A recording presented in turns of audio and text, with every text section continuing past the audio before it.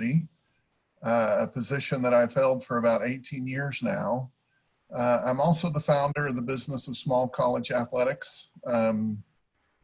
BASCA is focused on providing professional development for small college athletic administrators.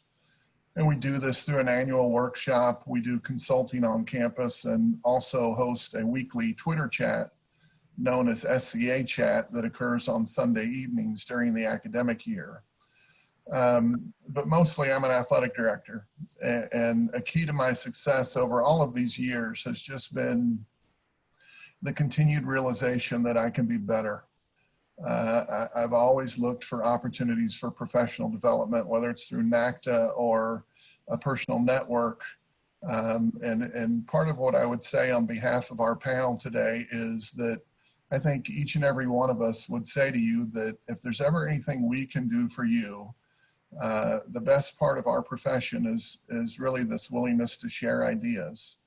So as recent events unfolded in very public and powerful ways, I was reminded again how discriminatory and unfair our world is. And to be honest, as I reflected on that, I was just really disappointed in myself, because truthfully, I had the naive idea that all is well and everybody feels loved and respected. So I did what I do. I reached out to people, including panelists that are joining us today, and said, help me. And as I did that, I really found that there were lots of other folks like me that wanted to have a conversation. So that's what we're going to do today.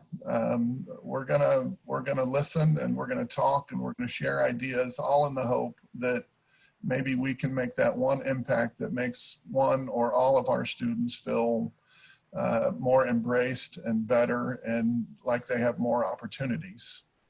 I do want to introduce Adam Gordon, who's the Executive Director of Rising Coaches. They're partnering with us today. Rising Coaches is a professional development organization that helps build coaches and helps them as they continue in their career path. Our approach today is a panel conversation. You will note the chat icon at the bottom of the screen. We encourage you to submit questions or comments using the chat box. As we reach the end of our panel conversation, we'll address those questions and comments. But now I want to turn it over to our moderator today. His name is Stan Johnson. And Stan is the Executive Director of the Minority Opportunities Athletic Association, also known as MOA, and he's the founder and president of Stan Johnson and Associates. Stan? Thank you, Jim. I really appreciate the opportunity to be here, and I want to welcome all of you to this panel and this forum. It is important. It's an important discussion that we have today. You know, a lot of the disturbing scenes from this past few weeks have left many of us kind of frustrated, angry, hurt, and a whole lot of other words that I can use to describe what people are feeling right now. Numerous incidents over the years has left our colleagues of all races and ethnicities unsettled and really feeling kind of diminished about where we are in our society as it relates to sports, and it relates to the things that are going on definitely in our society. This current moment, I think, is more of a combination of collective pain that many of us have experienced. A lot of us have experienced pain around this area, and so we want to have these conversations, but these conversations about race and injustice can be uncomfortable and difficult. But the impact to our student athletes, coaches, administrators, and their families, you know, it can be, you know, it's too great for us to be silent around it. So we need to take this time to really have a conversation about it. Many of you have asked me, and I know I've had a number of calls, as probably you have, how we have these conversations about racial inequities with our student athletes and staff. Today in this forum, we want to have a small panel discussion with what someone said, small college athletics. I don't think they're small college athletics directors. I think they're big college athletics directors, because I think all colleges are important.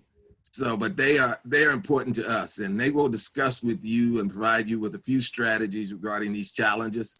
And I encourage you to submit some questions so we can take some at the end.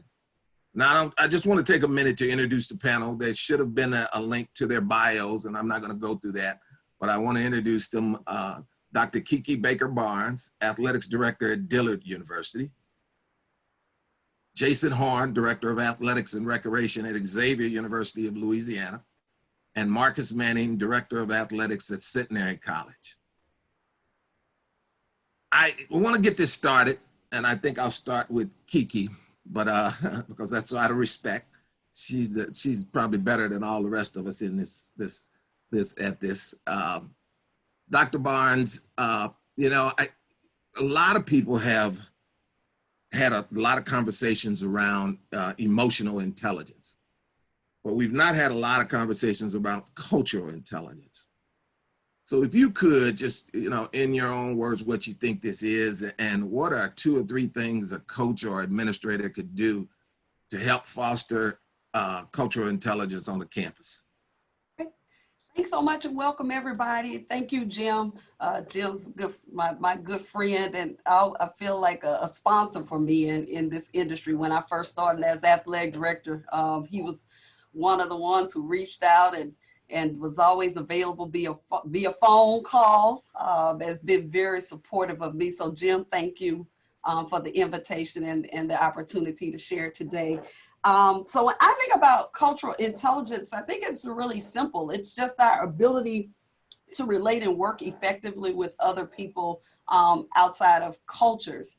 I think the one thing we have to think about where we are right now in terms of all the kind of the racial unrest is what does our circle looks like? Who are we connected to? I was having a conversation actually just briefly with my track coach who is on today, Coach Derek. I think he's on here, and we were just talking about how uncomfortable it is to try to address issues.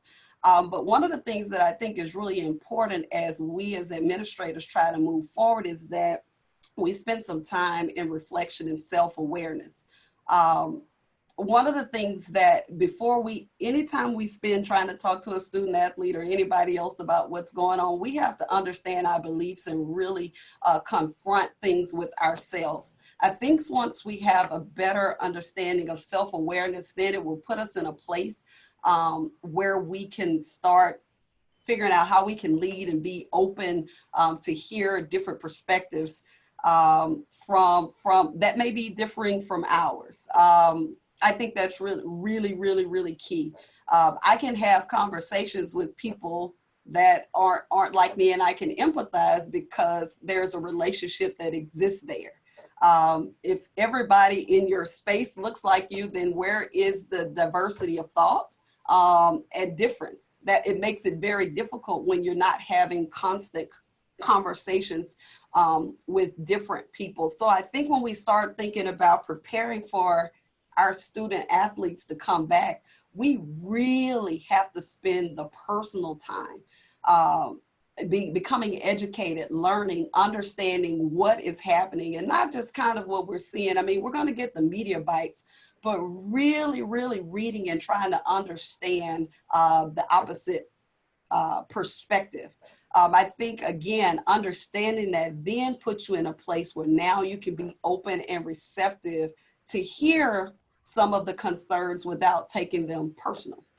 And thinking that, oh, it's not me, I'm not the person that's doing it. At that point, then you kind of hijack the whole point of me coming to you sharing my concern, because now it's about, well, I'm not the person that's trying to be offended. Well, that means you haven't dealt with some things that you need to specifically deal with. And that's why I guess my first point, and I'm just going to give one because we got 3 other panelists. So I feel like if we each give one, that'll be better. But one is right now, getting education as administrators and really understanding it, not just listening to what you're used to hearing and what's comfortable to you and what you're you're comfortable with hearing, but really taking an opportunity to learn a little bit more, dig a little bit deeper, and have a little bit more awareness and understanding of what's happening. I'll have there are some people who are doing this work that I'll be able to share some information and some links that'll be helpful where you can get some support. But that would be initially my first recommendation. Marcus, you want to go up next? And it's a tough job following Dr. Barnes, but I'll try to do it. She's big time in the industry. And Jim, thanks again for the invite. Jim is a big time athletic director, and I've known him since my old NAIA days. So appreciate the invite. The way I think about cultural intelligence is I try to break it up into 3 buckets. And number 1 for me is awareness, self-awareness, but also being aware of my surroundings and the people I interact with, the student athletes I interact with, our coaches, our staff, and my colleagues. So that's the number 1 bucket. The number 2 bucket is just the ability to relate with people from diverse backgrounds. Do I have the ability to relate to people from diverse backgrounds and do it at a very high level? Number 3, in that 3rd bucket for me is, do I have the ability to work and play with colleagues, teammates across the board? And finally, that common thread, do I have the ability and the capacity to suspend judgment? So as I'm thinking about these 3 buckets, do I have the ability and the capacity, and do my folks around me have that ability to suspend judgment as we engage, as we interact, as we communicate with each other? So when I think about cultural intelligence, that's what I think about. Jason? Thanks for having me, Jim. You know, for me, and I'm fortunate because I have a couple people on campus that are really good in this space. Glenn Caston, who's on here today, he's our inclusion and diversity officer. He also happens to be our cheerleading coach on campus. So I have a regular meeting with him. And then Dr. Ashley Baker is our chief inclusion and diversity officer on campus. And before that, her career has been, you know, in athletics. So we've had some great conversations. But one of the things that I got from conversations with them is really, you know, when you talk about cultural intelligence, it's really recognizing differences. It's about the things that you can't see, you know, the religion, the differences in language, the differences in gender, and really just kind of recognizing that those things exist in a space.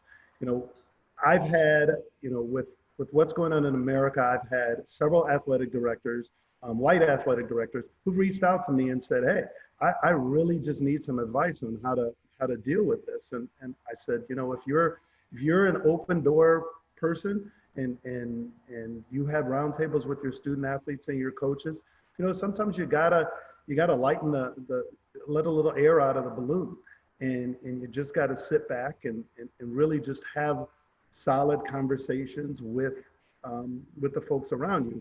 You know, Xavier University of Louisiana is a historically Black university. We're not exclusively Black, but we're historically Black. We are the only Black and Catholic university in the country. So, you know, there's some religion elements that we have to deal with on the regular. And I think our students enjoy the conversations. Our student athletes are very welcoming of others. And, but they also, you know, one of the things you get at an HBCU is they also like to keep people in check. And we don't fear that. We tackle it head on. When someone feels uncomfortable, they have no problem going to someone, whether it's me as the athletic director, and sometimes it's not me. It's our associate athletic director, it's our head coaches, and we just really for the, you know, the folks in athletics, we really just encourage having conversations about the differences that you may face. It's as simple sometimes as the restaurant that you select.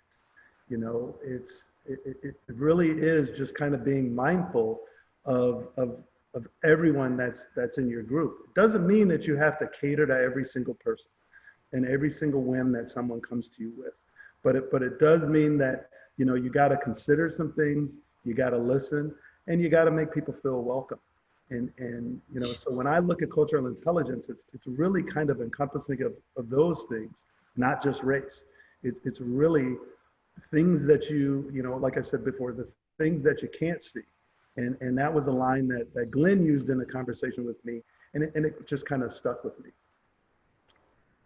Thank you. I have this script that's written here, and then I'm supposed to ask these questions. But as I told them before we got on, that when things hit me, this old person that I am, that I'm going to go off script, and so I'm getting ready to go off script. Yeah, I understand that. We're only 12 minutes in. Yeah, I know you're only 12 minutes in. Yeah, guess what? They're all on the board of MOA, so they know how I am. So I never stay on script anyway. Marcus, you said something earlier. You said judgment. And a lot of times what's happening right now is people are judging people based on what they see, not based on who they know the individuals are.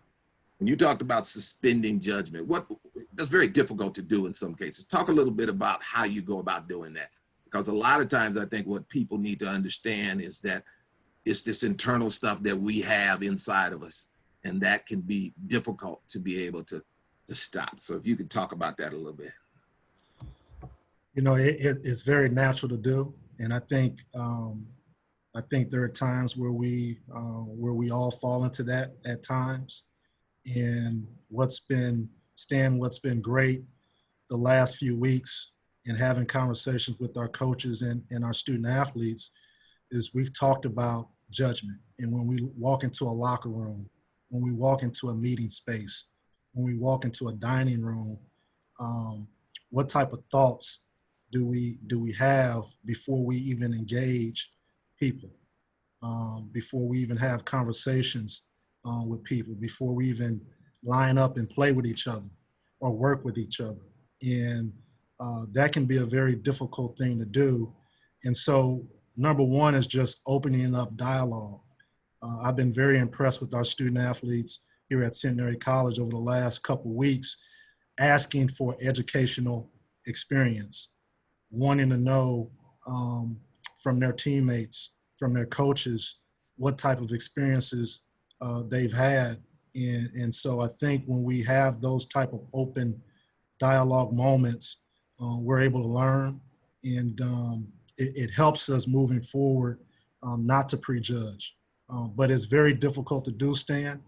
But I think if we consistently have open dialogue and it's top of mind for us, we can move forward in that direction. Kiki, Jason, either one of y'all want to add into that? No, I don't have anything. The only thing that I think my soapbox, if that's what you want to call it, is what I feel like I'll be on somewhat is, like, I believe that we've got to have we've got to open up the door for us to have the conversations with our student athletes, but we've got to have coaches and administrators who are prepared to listen. So I have a quote here, and I was reading a book. Dr. Robin Martin was the first female African-American athletic director at Dillon University. She's now with the Bill and Melinda Gates Foundation doing work, but she wrote a book about her experiences in academia and about racism and issues that she experienced in terms of her career. And one of the things she talked about in leadership in her book, Navigating Courage, is she says that to be an effective leader, you have to be really good at asking the right questions, and you need to really focus on deep inquiry and having good questions. Those are really, really important to being able to get to those conversations. And so my thing is, if the staff, if the coaches and administrators aren't being challenged, like how does that work? Because normally in conversations with student athletes, it's the power structure telling them what it is. For instance, you know, when we went through this whole thing with the kneeling, you know, coaches telling kids they can't kneel. The whole point of protest is like, you don't get to tell a person how to protest. So if administrators and coaches don't understand that, one, if you're thinking that you're going to tell the student athletes or tell me as maybe an minority on a majority staff how I'm going to feel and how I should respond, that's problematic from the beginning. So when we're talking about having this dialogue, we really, really have to be thinking about where our coaches are, how we understand the power dynamic, and how do we break down that power dynamic to actually really have real conversations. And I feel like that has to happen at the leadership level first, and then we'll be able to have a real dialogue, and it's not us telling how we want them to respond to and how we need for them to do things because we're trying to control the process. So, I mean, that's kind of my space. The self-awareness of our judgment, as Marcus has shared, is really, really critical. I'm gonna give you one more example and then let somebody else talk about it. When I hired my men's basketball coach, I had a profile for that coach, and in that profile, in my brain, that was a young Black man. It was a young up-and-coming Black man. That's who I wanted when I wrote the profile. So I'm going through the process and I'm looking through, you know, and I'm checking off who meets the criteria. I get down to my finalist. I've got a really old white guy and I've got a young Black male. Like that, but again, my point is there was a self-awareness that existed with me that recognized that I've got a bias going in. Like if you're not aware that you're thinking those things, like you're not ready to have a conversation or open to hear from a student athlete because you can't even acknowledge the fact that, well, yeah, I may think a little bit differently about that and that. And again, because we're powerful, I mean, we're in the power structure, so we're in charge. Like we have the power to silence them, and we've done it. We've done it all across this country for years. We silence people because it's not the way we think it should be. So we really, personally, again, for me, have to deal with our own thoughts about power, how it happens, and whether we're going to really be open. And that has to start at the top. Because again, coaches are dictatorial. I was the coach, I was dictatorial. And then I learned that I was like, I'm gonna have to do this a little bit different because this is a different group of kids. But at the same time, why shouldn't they have a voice? Why shouldn't we hear and really hear? Not hear so we can figure out how to tell them what they're not gonna do, but really hear so we can be better, they can be better, and we can grow together. Right. Along those same lines, you know, I agree with Kiki on all points but one. When she did her profile for her coach, she really was just looking for somebody that could beat us. And so that was her number one thing. And we did. In her coach, and he's won a few games. But you know, along those same lines, you know, I agree. You know, but hearing a voice and listening to what your student athletes and what your coaches have to say, it doesn't mean to compromise your thought process and what you're doing for the greater good. And sometimes some students today think, you know, you have a voice and you've given your opinion, but it doesn't necessarily mean that that's what's going to happen. And you have to explain that as part of the process, that it's like, well, it's not, you know, you ask the question, what do you think? And a conversation happens, and then students may say, we want X, Y, and Z, but it doesn't make sense either short-term or long-term. You have to make those decisions, and that's why you're in the role that you are as the leader, you know. And, you know, like I use the expression, and I know my staff is sick of it. I said, you know, this isn't socialism. You know, it's let's have a discussion.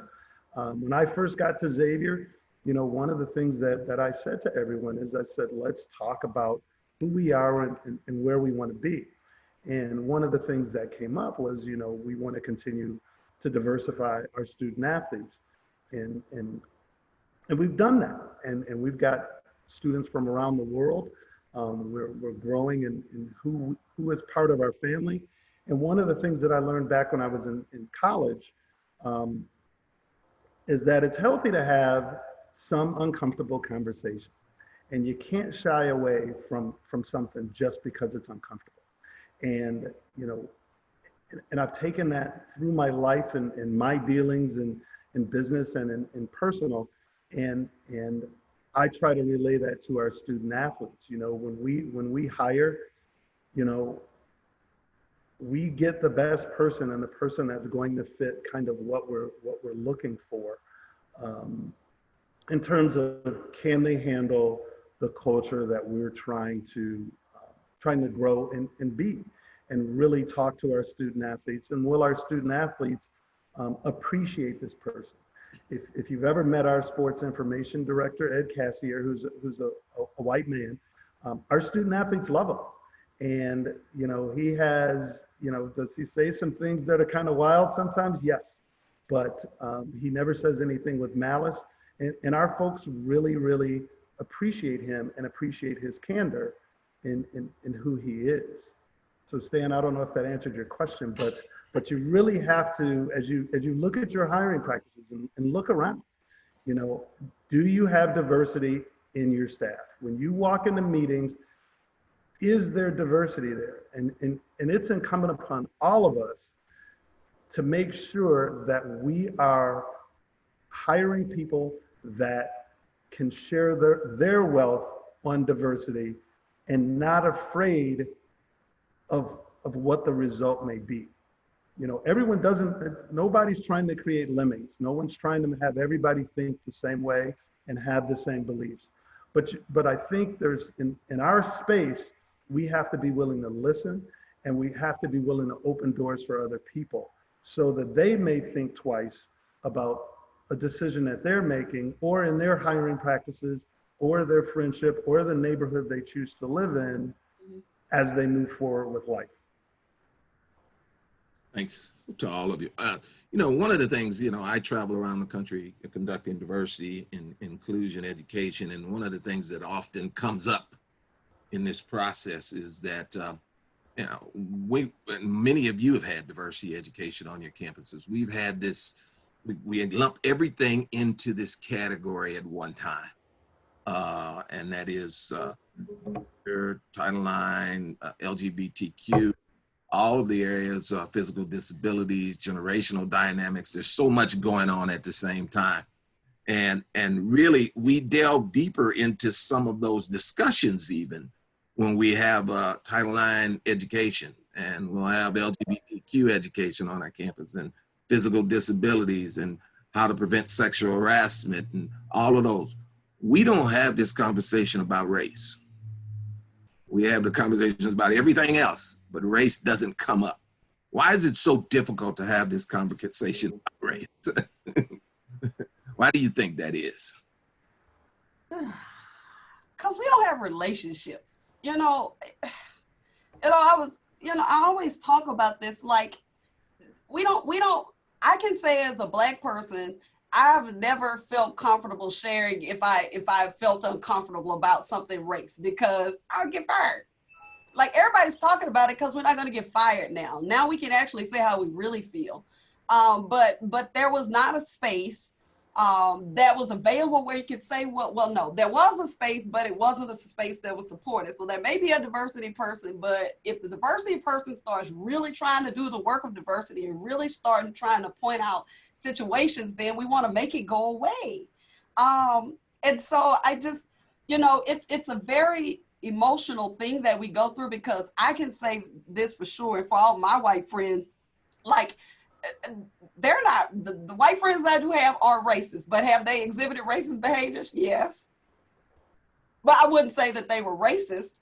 But in the system that we live in, there are things that have happened, and there are behaviors that we have learned to survive. And as long as nobody talked about it, it was all good. So Black people, you can be uncomfortable, and if you are, don't come tell me about it. Just get over it. And so that's kind of where we've been, at least in my personal opinion. Now that kind of where we are right now, I think about things that happened. I remember one time when I was playing ball, like when we would play teams, I played on a team. I was at a school that was a predominantly white institution. So when we play HBCUs, coach would always call the kids thugs on those teams. Yeah, they were always the thugs. And I'm sitting up thinking like, well, I guess I knew what he meant when he said that. I knew exactly what he meant when he said that. And I always thought that like, why would he do that? Why are they thugs? He never said that about the teams that had all white players on them. Like, I never understood those things. So it's kind of, those are some of the things, but you couldn't say anything about that. I couldn't go and say that. I lose my scholarship, or I might get put off the team. Like, who knows? Couldn't say anything about that. We can't talk about those things.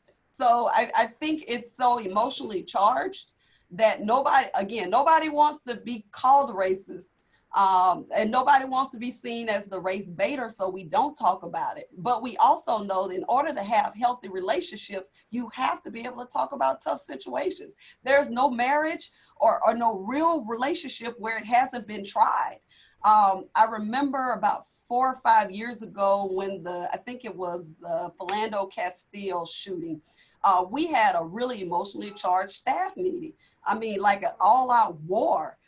Somewhat where we were, everybody's kind of arguing their point, like, and we have some members of our staff who had people who worked as police officers. So, they're like, well, I want my loved one to come home. I said, I want my loved one to come home too. We can agree on something. So the question is, how do we come together? But let me tell you this, we have great relationships. I know everybody on my staff personally. I love them.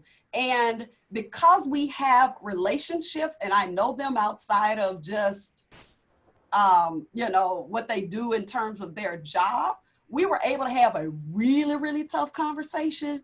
And we talked for about a week, but we were able to come back together and say we both understood each other's point. But that's because the relationship was established, because we knew each other on a personal level.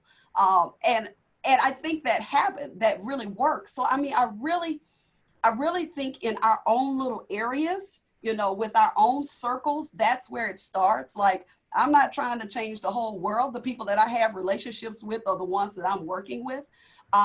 But being able to be truly honest and say how you feel without feeling like you're going to get fired. Like, nobody thought that they were going to get fired for having that conversation or for saying how they really felt. No, nobody was in threat of losing their job, because the culture that I created in our department was one of where, if it's time when we have an open discussion, then it's open discussion and nothing's off base. Not being disrespectful, so we don't call names and things like that. But you can really get passionate about something and not fear that the athletic director is now going to come in and fire you because you got really passionate about something you believe in. And I wound up having, I wound up bringing in a piece of paper, and it had a 6 or maybe it was a 9, and I gave it to everybody. And you have 2 people standing on both sides of it. On this side, if I'm standing on the left, it looks like a 6. If I'm standing on the right, it looks like a 9. Well, from my perspective, that's what it is. And so when they were able to look at it, it was like, does it mean it's really wrong or right? Now, let me say racism ain't right, but there are other things, in terms of us differing on how we do things. Well, it's not necessarily that it's wrong, but it's just my perspective. And that really helped us to have honest conversations. But we have to be able to have those conversations without threat of losing our jobs. And that's for everybody involved. I need to be able to say what I'm trying to say and try to seek understanding. So if I don't understand and I say, well, I don't really understand this Black thing, I can't feel like I'm going to lose my job, lose my friends. Like, you're going to hate me forever because now I'm vulnerable enough to say, I really don't understand, and help me. So I think we have to, again, it all kind of boils down to whether you have good relationships, whether you're open to being vulnerable and saying, hey, I really don't get it. This bothers me. Jim was vulnerable enough to say, hey, I'm struggling in this area. Can you help me? But again, a relationship existed. 15 years of a relationship between us and all of the people at least me and Marcus, I know for sure with Jim. So Jim could do that because Jim has a relationship. What do your relationships look like, and will you be vulnerable enough to hear it, to receive it, and suspend your judgment as you go through the process. Okay. That was long, I'm sorry. No, it's all right, Kiki. Marcus, you got any things you want to add to that? All great points by Kiki. I would just say three things. One is the history of race in our country makes it uncomfortable right off the bat, and it creates tension. And as Kiki said, it creates, it sparks emotions in us as we bring up race. Number two, we have individuals, we have groups that have never had conversations about race. And when you've never done something, typically, if you've never entered into that space, you're gonna be uncomfortable because you've never had that type of dialogue. And we've had some coaches and student athletes that have grown up and they've never entered into that space of having conversations about race. Number three is not having this goes back to the first point I made, is just the awareness and really race not being top of mind for individuals. And so when you look at those three things, that can be uncomfortable, that can be overwhelming. And I think as leaders, just providing a space where we can have those uncomfortable conversations, I think is paramount, especially as we move forward. And as Kiki mentioned, she made a great point, is when you have relationships with individuals, that helps to peel the onion of race because there are a lot of layers to it. Jason, you want to add anything? Yeah, I mean, you know, as you continue conversations, and for those of you that know me and what have you, you know, I don't mind having conversations about race, and they don't always have to be contentious. And you know, for those of you that have shared an iced tea with me at NACTA, I mean, if we talk about race, you know, it's in a setting that people just need to be comfortable. You know, it's not, you know, when you come from a space that you're not trying to offend anyone, you know, you're just asking a question.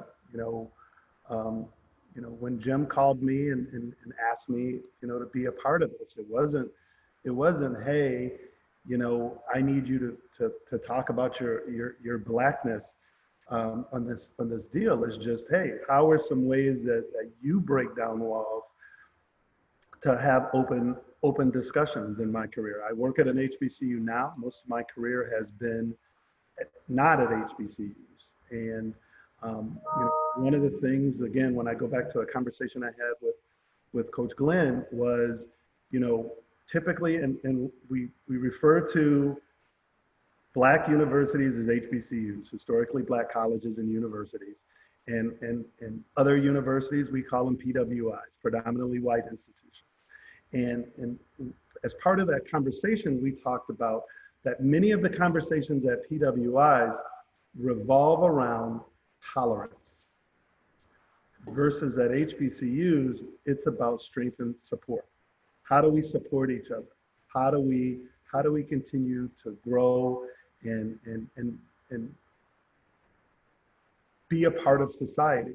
Where at PWIs, many times, at least in the past, and I think it's going to shift a little bit moving forward, is that discussion is, you know, how's tolerance? Like I'll tell you this.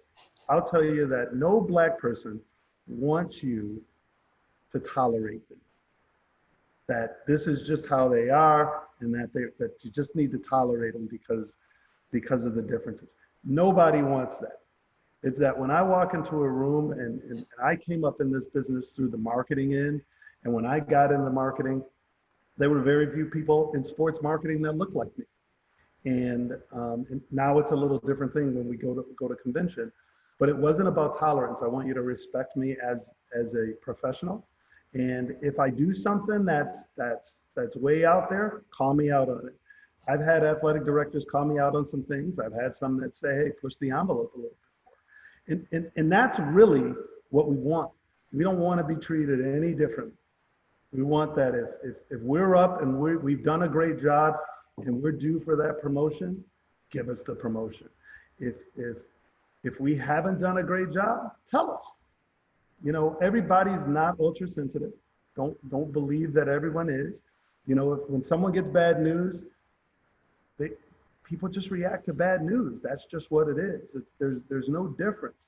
But you can't be uncomfortable with saying, well, you know, I've had someone say to me, I don't have that many minorities on staff because it's hard if I have to make a change. You know, it's not hard. If you're doing things on the up and up and you're not doing anybody wrong, then you have nothing to worry about. But to not give somebody an opportunity because of what may go wrong, that's not the way to do it. And we encourage people to be inclusive and to have, you know, open discussions. Again, like I said, in the HBCU world, like when we have our athletic directors conference call, you know, it's an open discussion, and we don't worry about stepping on anybody's toes. We have white coaches. We have we have coaches from all over the place, and I think everybody feels comfortable in this space in their as we speak as a conference. We know that most of our student athletes are of color. We know that we have some that aren't. But the reality is in sport, you tend to go after who's going to put out the best product in competition. That's what you tend to go after. And I'll tell you, in the space of hiring, in the space of collaboration, you have to do the same thing. Don't worry about what's going to go wrong. Worry about what's going to go right. And I think I think you'll be well on the way to creating a better society. You know, one of the things I want to switch gears a little bit here now, because we've talked a lot about staff and what we need to do individually. But there's an area now that I think is very important and dear to all of us, because without our student athletes, we don't need to be here. And I've heard a lot of student athletes say, I just want to be heard. I just, you know, I don't need for you to do something right now, but hear me. And I think a lot of this social injustice and what's going on is because people feel that they're not being heard. And that's what's happening. So let's talk about how do we create this safe space for student athletes to be able to have this open dialogue about race and other concerns that they have. What are some things that we need to do as individuals who are coaches and administrators to be able to have this space, to be able to hear them, but then be able to take it into action to help them be able to be successful? So some of it, if I may, so some of it is, and we've started to do this a little bit here at Xavier, is you encourage conversations, and you start with your student athlete advisory committee, or we call it Association of Student Athletes, and you start there.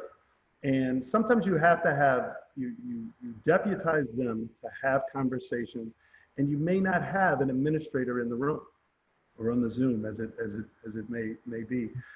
And you encourage them to have conversations, and then some of it, they will carry the water and bring back some of the discussion points.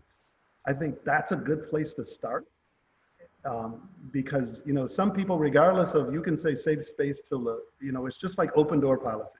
It's an open door policy until it's not. And people always feel like there's going to be this aha moment that I caught you. But it's hey, I've had conversations with teams, and they'll have a call. I'll ask them, do they have any questions? And then I'll leave the room and then let them have a conversation. And you can't fear that. You can't worry about what's going to come back. You know, again, you just got to be comfortable in your own skin. And I think that that's a good thing, is to encourage conversations, but you don't necessarily have to be a part of the first conversation. It's that you've endorsed it. These are the folks that are going to lead the conversation, and it's peers. You know, when I meet with, but I got here at Xavier, I put a table in my office and I put some chairs there, because when I have conversations with coaches or with student athletes, I don't necessarily want to speak from a position of authority from behind a desk. And so I come out from behind my desk, and you kind of can get a little bit more candor in the conversation along those lines. So And sometimes you just got to look at some of those pieces. It's, like I said, it's encourage conversations where there's not a director in the room or a coach in the room. And then, you designate your captains or some leaders to kind of bring back any feedback that's there. I think that's a good way to progress as you develop the feeling that we're all working in the same direction. Marcus, how about you? Jason made some great points, and I love the fact he mentioned, come from behind the desk, and that creates a comfort zone to have dialogue. Three things. One is provide an avenue or platform for a space to have these type conversations. Number two, temperature check. Allow your students to vent, and allow your coaches to vent and express their frustrations. We've been doing this the last few weeks, and I think it's been very helpful for student athletes to do it and to see their teammates do it. But then three, and Jason touched on this, is what are the action steps moving forward? And so the teams that I've had dialogue with, I've had conversations with 9 teams on campus so far over the last 2 weeks. I've asked them to identify 1 or 2 things moving forward. One team said it's as simple as just doing a group check-in every week.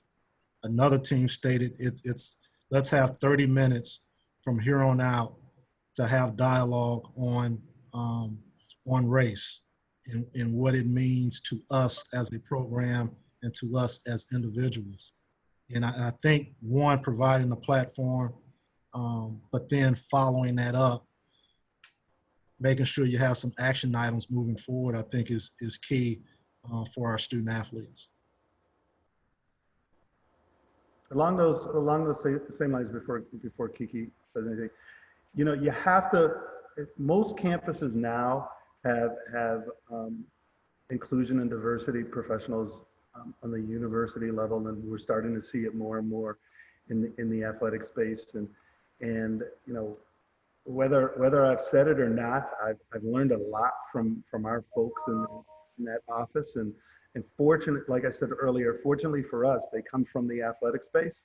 And, so I plan on using the resources that they have. And, they go to a lot of seminars and a lot of things that folks on this call don't want to sit through, so if they can give you the highlights of the different things, for example, I asked Dr. Baker if she would talk about the new Title IX legislation in athletics, because it's her space, it's her wheelhouse, and she was excited to do it, and we look forward to inviting her. We're across, our campus is divided by a canal. We look forward to inviting her back across the canal and sharing her wisdom and the things that she's learned. Use your campus resources. Many times people think that athletics operates in a vacuum where we're in a silo. And, we try to break down those silos, but I would encourage people to use the folks on campus. Kiki, you got anything, or you want to? I mean, no, I agree with everything they said. Like, they both hit the nail on the head. And there are some additional resources. I want to throw out a couple of names of some people who are doing some of that work right now. Jen Fry is doing that work. Jen Fry Talks, I think, .org or .com, I think. But Jen Fry is doing a lot of work with a lot of athletic programs. She was a former, I think, volleyball coach. But she's doing a lot of work in that space in terms of providing support, and can do workshop with coaches, student athletes, administrators. She's really good. And then I was asked to be a part of a group. The Ross Initiative was started by, I think, the Miami Dolphins owner. It's dealing with racial inequities in sport. And so they have some programming, risetowin.org. They have some online programming, and I think some of that may be free. That could be really, really helpful with really dealing with cultural competencies and trying to have that discussion around race. There's, I mean, they've got worksheets and all kinds of things, videos that can help lead some of that kind of work on your campuses. So I'd just encourage you to kind of visit those, genfrytalks.com and risetowin.org. Those are the spaces. Of course, Stan does some of that, but any of these people could be very helpful in helping your campus or your teams do some of this work. Great. I going to ask this question. This is an important question, I think, because I think a number of individuals on this panel, I mean, not just on the panel, but on the participation in the forum, want to know this. How do you create this safe space for white individuals to not be silent or scared of losing their friendships? I think you talked about that. Peers are being seen as not caring because they don't understand. What can we do to create this safe space for those individuals to be able to speak? Speak to who, Stan? Speak to anyone about this subject, about race, because a lot of people feel that white individuals feel they can't talk about it, or they're scared of talking about it. What can they do? What can we do? I don't really know. I mean, I will say this, like, you may lose friends. I mean, if you are in a space where y'all don't agree, I mean, it depends on your friend circle. I know, I will say that myself as a leader, okay, and if you're on here, you're my friend, we can have that conversation. But what I'll say is, it really, you may lose friends, like again, depending on how they believe and whether or not they want to acknowledge some of this is real. But I think that is a combat of all of us to be able to have really good relationships where we can really get to the nitty gritty, whatever that means. As a leader, you know, my door is always open. I guess I have an open door policy. I have a diverse staff, so I've got white, black, I've had international people. I've always been open and slow to offense. We don't have to agree. I think as a leader, you have to be able to create that kind of space so that a person can share what they really feel and then try to work from there. But I think, you know, this is a time that takes courage.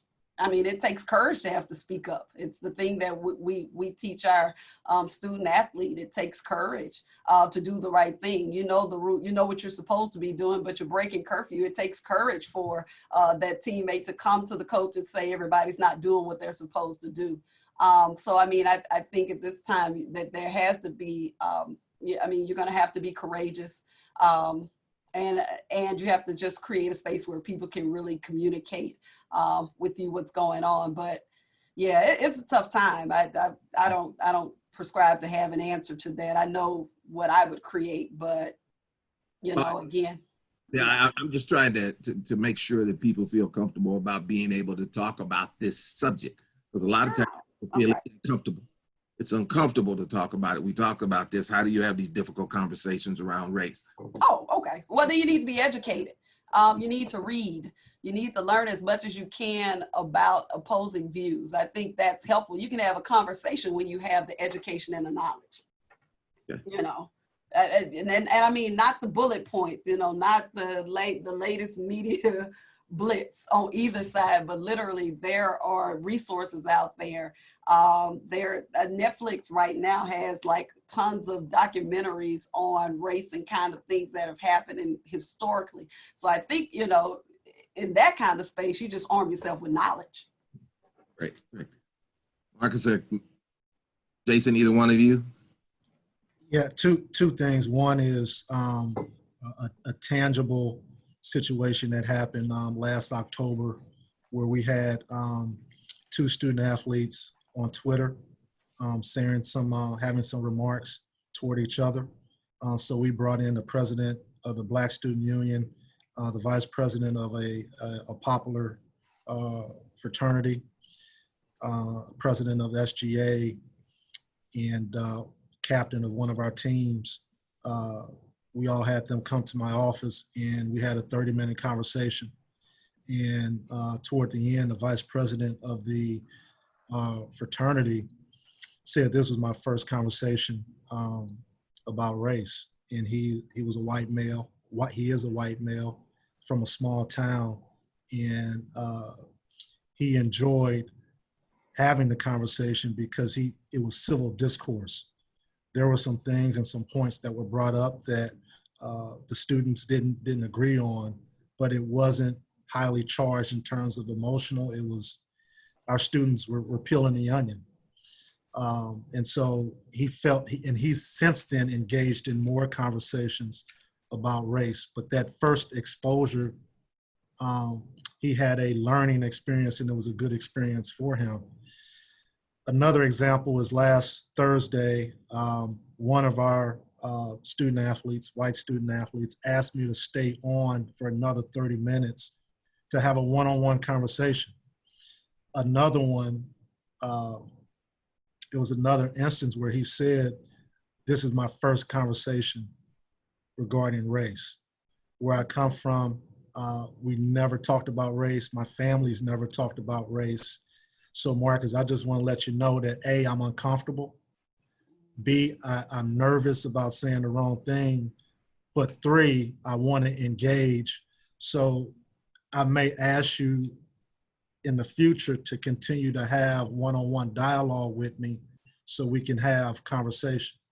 And I think as Kiki has mentioned, and as Jason has mentioned, the relationships that you can develop centered around these conversations, I think is paramount. And it allows us as a group to move forward.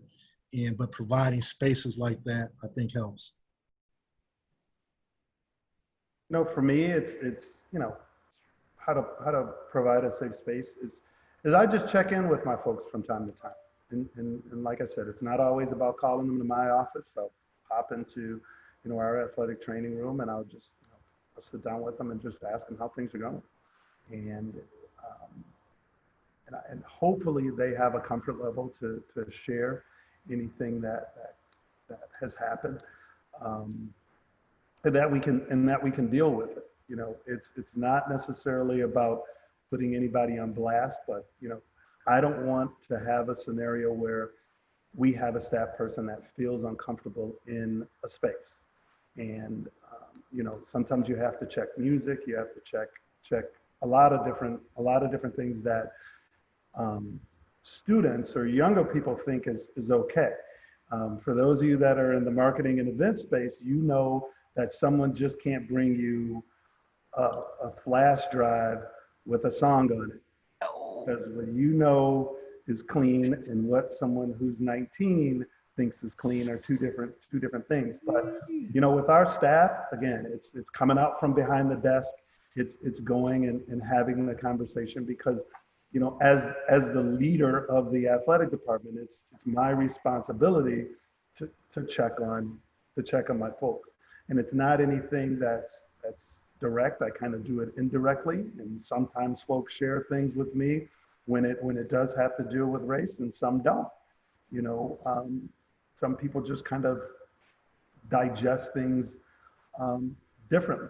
And but I try to have, when we do hiring here, we try to have diversity as much as we can, because again, I'm gonna date myself a little bit here. If you've ever watched the TV show St. Elsewhere, one thing that they always talked about was that it was a teaching hospital.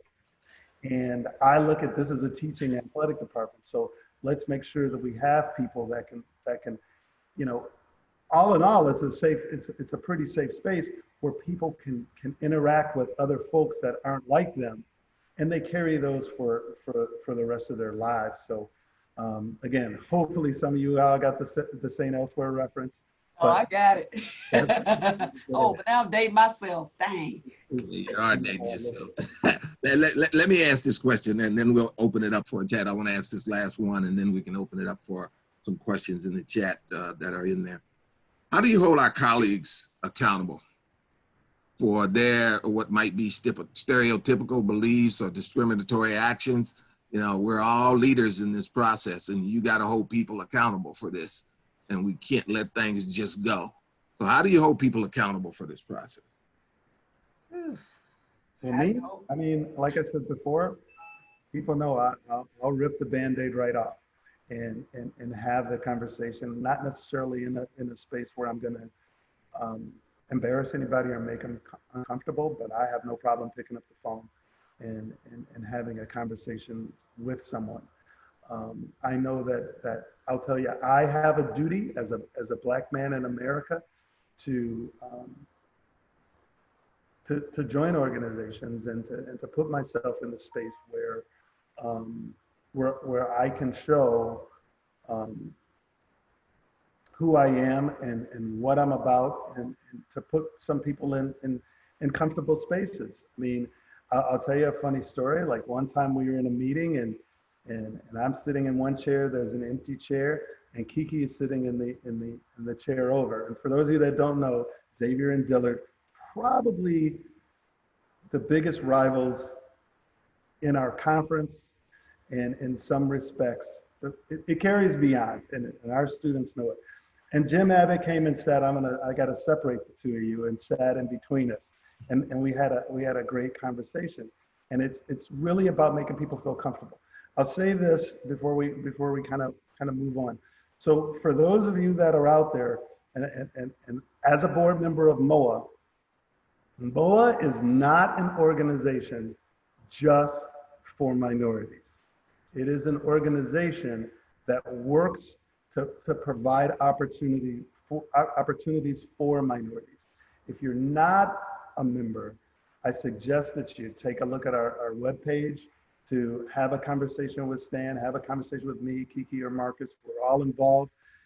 We want a diverse group to continue to have discussions like we're having today. And like I said, it's not expensive. We do have some spirited discussions, some roundtables. Stan does a great job with the organization. And it really just continues to have this discussion that we're having today. And how do we make people more comfortable in the sports space? Stan, did I kind of capture that? Yes, you did. You got my commercial in. Thank you. Thank you. You did not ask me for that. Jim, I didn't know we were going to have a commercial, but that's okay. Marcus, how about that? I appreciate Jason doing it. One point, I want to go back to what Kiki said a while ago, and she made a great point in terms of having the courage to speak up and speak about race. And when we have situations, and I've experienced situations where I've had colleagues and coaches and student athletes that have they've said things or done things that needed to be addressed immediately, and you have to have the courage to hold people accountable consistently, not just one time, not a couple of times, but consistently, and be you want to be fair about it, but you want to be consistent, but you have to have that courage to do so in this space, and I'm glad Kiki made mention of that. I'll say thanks for that, Marcus. I'll say sometimes direct approaches are tough. One of the things or strategies that I use is I always try very hard to help people feel what it is the other person's feeling. So that I have two examples. One, we're in staff meeting. I had asked my coaches for something. I gave them a deadline. They didn't meet the deadline, and then this is normal. This is usually how we communicate. So, or somebody showed up late or something. So I was in the meeting, and I asked them a question, and I said, so if your student athlete didn't get something in you asked them to do on time, or they showed up late, what would you do? And they all looked. I said, would you expect some grace, or would you give them grace? Would you give them a hard time? Would you put them on the line and run them, and if they do it one more time, you're gonna put them off the team? You know, and I said, and then I said to them, well, how would you feel if that's the way I managed you? Every time, you know, you do the one thing wrong, then, you know, it's you're out the door, or I'm threatening your job every week because you didn't do something I wanted you to do. And when I've always provided some scenario where they've had to think about what if it was me, that's been helpful. My second example, if you've seen the movie A Time to Kill, so it's one of a racially charged movie, kind of about back in the day, Mississippi. Little black 10-year-old girl gets raped by white guys. Black father goes, kills the white guy. He's on trial. He's on trial. He has a white lawyer. The white lawyer tries to get his trial moved because they know in Mississippi, according to the culture, he's not going to get a fair trial in front of his peers. He's going to wind up with an all-white jury. Well, at the end of the movie, he realizes, well, this is what you have. I'm going to do the best I can to defend you, but I'll do the best I can. So what he winds up doing is, in his closing argument, I think Matthew McConaughey, love Matthew McConaughey, was the lawyer, and he tells the story of what happened to the young girl, to the jury. But at the end of it, he says, imagine the girl was white. And the man got off. But what he was successfully able to do was he was able to get them to see it from a different perspective. And so if I had a colleague and they were being inappropriate, I'd find a way to make them think, what if this were you? Or what if this were your sister or your brother or your uncle or your family? What would you do? And oftentimes when the ball is in their court or the shoe is on their foot, then there's the aha moment, and now we can grow. Great. Thank you. Look, we got time for some questions from the audience. And do we have any questions that need to be asked? Sure, yeah. We have some great activity in the chat. And if you guys have questions, feel free to type them in there. The first question comes from Tanisha McKinney. She's at Langston University, which is the only HBCU in Oklahoma. And they deal with a lot of times being prejudged and perceived aggression on and off the field in court, mostly during our home game experiences. How do we encourage conversation/space with our opponent, athletic administrators, and staff to steer clear of the stereotypes? Ooh, good one. Yeah, that's actually a good time to bring in the Jim Fry's of the world, or the Stan Johnson. To me, I think, again, we have to start those conversations. We haven't gotten into all that. I told him a story about officiating, that there are issues I have with officiating that we need to have conversations about when it comes to those kinds of things. But to me, I would recommend, that sounds like something maybe at a conference level, there needs to be some conversation there, and relying on some of these people who are doing this diversity and inclusion work to come in and try to have some conversations that deal with some of those. I think what they call them is microaggressions is the word that you hear that may happen. It's not overt and you don't necessarily see it, but again, like I can give an example if people don't understand. So in terms of officiating, there were things that I experienced in terms of if it was an all-black team or whether it was an integrated team, officials were called differently. They would be way more punitive sometimes than not. It's not something we could really talk about because you can't really pinpoint it and say it is, but I'm looking at it and I'm like, well, you didn't call this way when I played this other team, when it was, the calls aren't the same. But those are conversations we have to have. We've never had the opportunity to talk about those kinds of things, and that would be the space that I would recommend from the conference level. Let's start bringing some people in and having it. Hey, can I just jump in here? I'm not on the panel, but I be in Tanisha's conference, and Tanisha, I think now's the perfect time. We talked about uncomfortable conversations, and I'm guilty of, I don't want to offend somebody, so I avoid conversations for fear I might offend them. And maybe you have avoided bringing this up for fear that you might offend me. So why don't you and I figure out how to do this? Because at least talking about it is a start, I think. Great. Thank you, Jim. Okay, the next question here comes from M. McCaffrey, and I'm going to try to paraphrase. It sounds like at their school, they have a diversity officer, which is a new position at their small private liberal arts university. Advice on working better with that diversity officer who may get offended that white staff have better relationships with students of color than they do.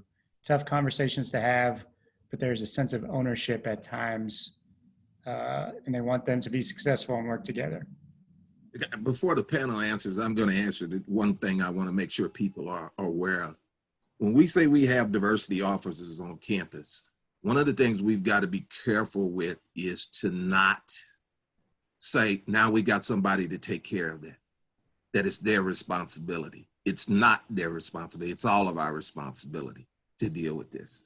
And we often will put somebody into a position and think that it is now their responsibility to do it, when it's all of our responsibility to be involved. So now I'll let the panel go ahead and talk about it.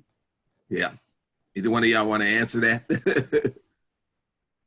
Well, I mean, I'll speak to it as we have someone on campus. You know, you got to rip the Band-Aid off, and you got to say, hey, here's the space that I'm in. Here's who I am. We want to make sure that we're in alignment with what you're working on campus.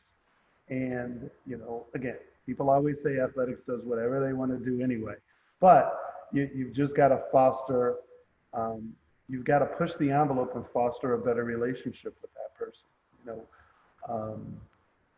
You know, they will have programming. There's sometimes where they're going to have some programming that it may be one of those things that you say, hey, our student athletes are going to attend, and you make it a semi-mandatory event that they have to participate in. But you can't be afraid of approaching your diversity officer. If you're afraid of making them uncomfortable, you need to make them uncomfortable, because that's their role. Their role is to help you as the top line person with the university be able to deal with the issues that may or may not have manifested themselves at that time. But it's not about making that person feel comfortable in that space. Easier said than done, but I think on the back side of it, I think they'll appreciate it more. And when you're working for the greater good of your students or your student athletes, you know, you got to think about what their needs are and really push the envelope on it. Take another question. Go ahead, Sam. I'm sorry. No, I was just going to say, take another question. One of the things I do want to do, say this. You just mentioned something, Jason, is good. It's not a one-off. Oftentimes in this critical time right now, when it's heightened, the sense is heightened about diversity and inclusion and all of the things that we're doing, we are quick to react and want to do some things. But what happens now is that we'll train all our student athletes, we'll train all our staff, we'll do those things. 2 years from now, you will have turned over half of your student athletes. 4 years from now, you will turn over all of them. And if you're not currently, consistently every year doing something, this is an ongoing process, 4 years from now, you'll have some of the same problems you had because you never did anything else. You can't just do it 1 week, this week, that's it, and 4 years from now, think you're gonna have the same results. You'll turn over some of your staff. And if you don't educate them in the onboarding process and your new students that you're bringing in this onboarding process, you will have some of the same issues bubble up, and the culture hasn't changed because you're bringing people in that don't understand. Nobody teaches the culture. We talked about cultural, climate, cultural importance. We have to be able to understand that cultural intelligence means we're letting people know what it means, what the culture is.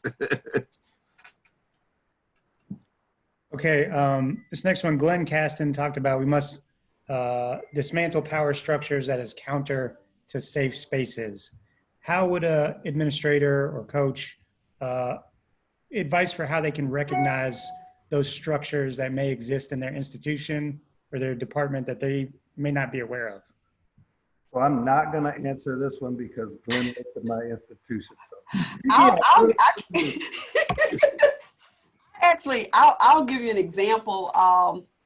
So one of the things I guess in my AD chair, and I think this is for all administrators, is you have to, it's like we walk this really tight line, because we have to be the space where students can come to us, but we also have our coaches, and we want to support our coaches. It's like a really tug of war. But when I've had student athletes come to me because they don't feel comfortable with having an uncomfortable conversation with their coach, I've mediated the conversation.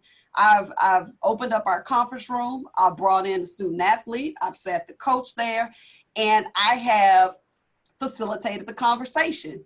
I have helped the students say what they want to say without threat of losing their scholarship or the coach, benching them forever and saying they ever coming back, so that they could share whatever their particular concern was.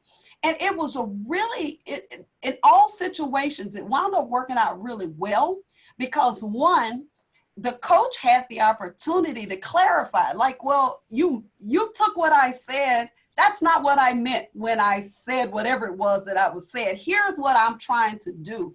And so it was very interesting because, again, and coaches know this, kids don't get what they want. They gonna mumble, they gonna grumble. But sometimes it's just having that, it's just them being able to say, well, I ain't like it, coach. And coach may say, and I understand, but here's why I'm doing what I'm doing. And in power structures, as Glenn is saying, if we've always operated in the space of do what I say or else you're out, there was never a voice. I could never say how I felt.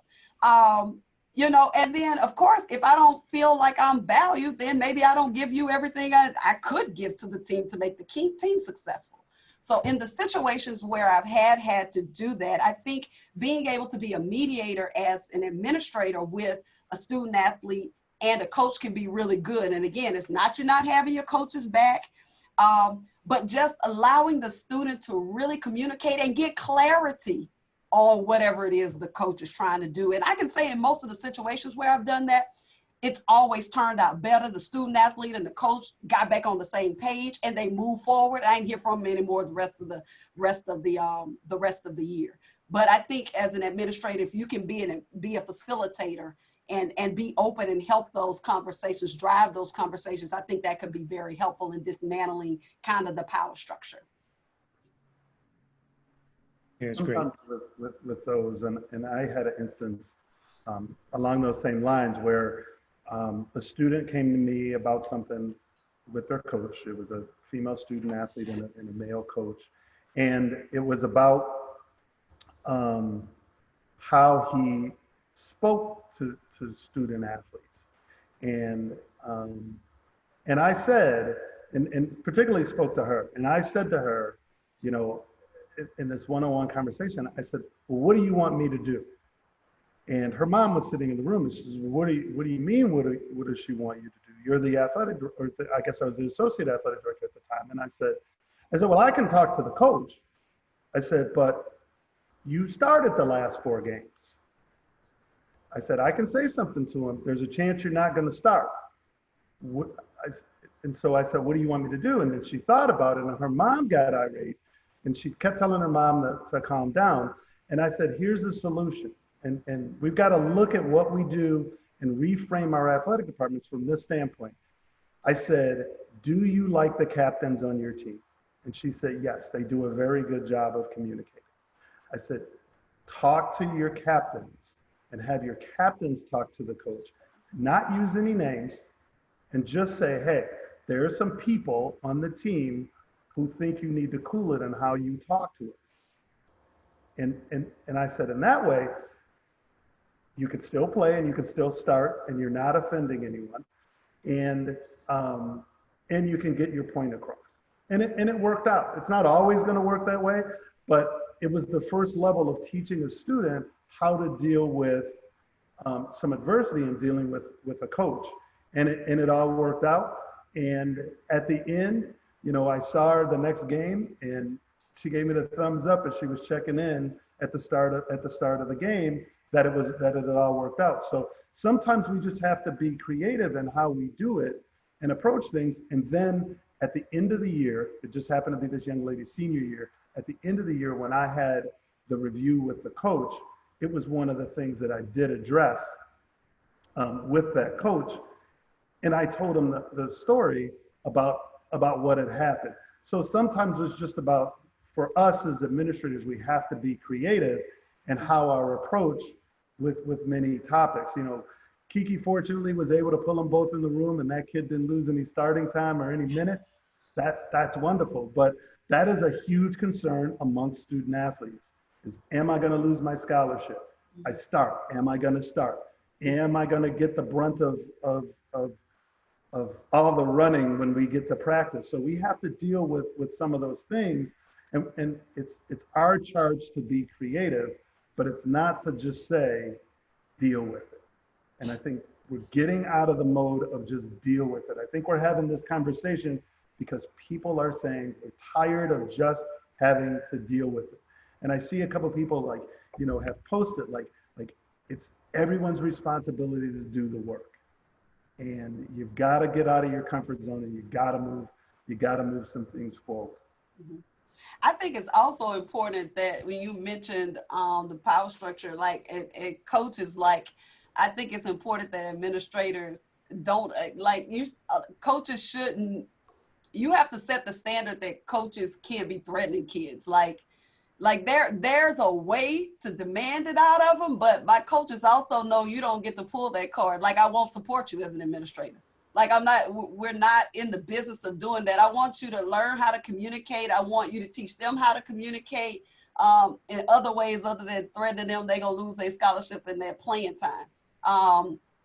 As a coach, one of the things I always had a space for my players to challenge me. They couldn't challenge me on when I was doing teaching. Like there was a teaching time and not teaching time. They couldn't challenge me during competition time. So part of practice was when I would teach and we're learning, and they need to ask questions and they need to learn. But when it got to game time, this is not the time. And if they did challenge me during that time, it was going to be problematic, and whatever came out of my mouth probably was what I wasn't supposed to say. Just being really honest. I'm just saying, I was a coach. I get it. But I do think it's important. What I've shared with my coaches is if you provide the space, they won't come to me. If there's a space for them to come and say, well, coach, I really don't like the way you talk to me today. If they can say that to you and you provide a space, they won't come to me. My staff, if they don't like something I say, can come and tell me that with no threat of losing their job. If they're not happy with the direction we're going, they can absolutely say that in a one-on-one conversation with me in my office, and in staff meetings when we're having conversations that allow that kind of challenging. Like if it's just something we throwing out there, we trying to figure it out, it's all open. But I think you have to create that culture. So I think that's really important. Like coaches, administrators should hold their coaches responsible for creating a space to be challenged. Again, it doesn't mean you have to make the decision because you're the coach, you're in control. But they should be able to ask the question or to say, well, I don't quite agree. Well, why don't you agree? And go back and forth. You never know. You might learn something. We got time for one more question before the clock time comes up. Yeah, let's go to Leah McCormick. What are 3 things white administrators or coaches should do right now to be better advocates for eliminating racial inequality? Hey, Leah. Good way to end. Good way to end. 3 things. Read. Read, open your ears, open your heart. Those are my 3. I think number 1, provide platforms for open dialogue. 2, become educated and provide educational experiences not only for you but your student athletes. And then 3, identify 1 or 2 action items that you can have for your student athletes in your program. Jason? You know, from my standpoint, I would suggest that 1, you find the folks that you feel comfortable with and have the conversation. And you may say, hey, I'm not trying to offend you. You start those things. And sometimes it's a small group. I think in this business, everybody has kind of that little core group that they talk with. And I think that is is a great place to start. You know, use your peer groups that you have out there. Two, as people have said, you know, you got to read a little bit. You gotta read some things that may take you out of your comfort zone when you're reading them. And two, dive in. You know, it's dive in with some of your student athletes that you feel comfortable with. Have conversations with them. People that you may consider less volatile, have some conversations with them, and grow in the space. You know, it's tough. No one's asking. I said dive right in, but no one's asking everyone to just jump off the deep end. That's not what anyone's encouraging. But start at the shallow end and move down the pool. And man, these sports metaphors, and just move down the pool, you know, to get there. And don't be afraid to have conversations. And you know, we have a lot of conversations here. If you really want to learn how to deal with it, I can give you my sports information director's number. They'll have some great conversations. If you know Ed Cassier, it'll be a spirited conversation. And real quick, I just want to say, shout out to Leah at the NIA National Office. We were doubles champions in table tennis. I just want to give her a shout out. Yes.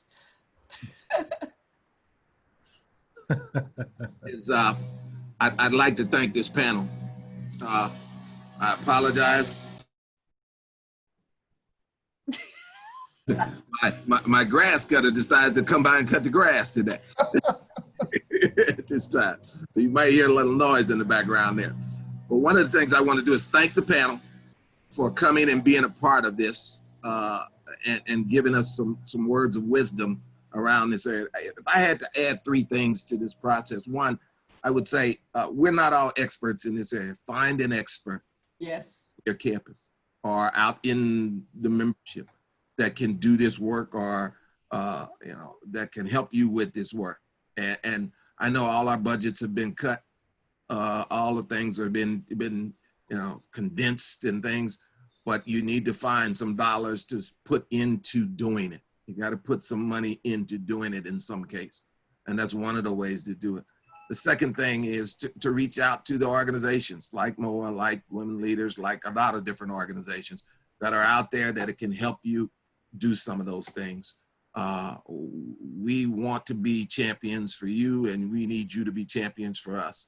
So we want to thank you to do that. Marcus, and Kiki, thank you very much for joining us and being here today. Jim, thank you for hosting this. And Adam, thank you for being inviting us to be here.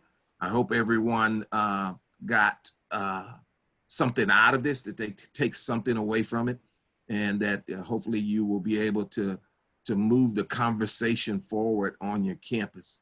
Don't be afraid to move it. It's there, it's going to be there, and it need not stop now. So I appreciate all of you, and thank you for coming and be a part of this. Jim, you got anything?